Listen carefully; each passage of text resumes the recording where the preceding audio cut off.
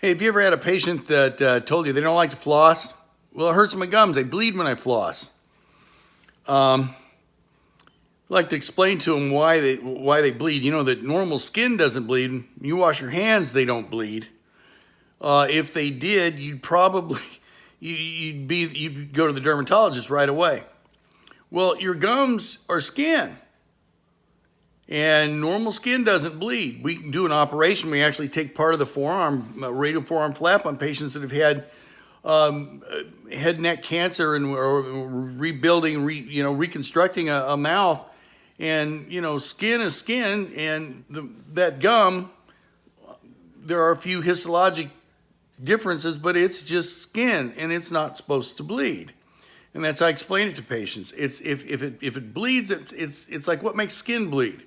Well, if you had a pimple, it'd be tender around it. It'd hurt, especially right before you get married or something like that. You get one right on the end of your nose, big job interview, and they're tender, and you wash your face and it hurts, and then if you scratch a little bit, it bleeds, easy.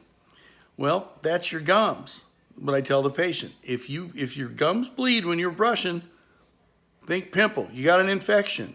You've got to clean it. But I don't like to floss. Well, it's like a row of houses. You get a tight row of houses and everybody's mowing their front yard and they're trying to keep things looking nice and they mow the backyard, but nobody's mowing in between the houses.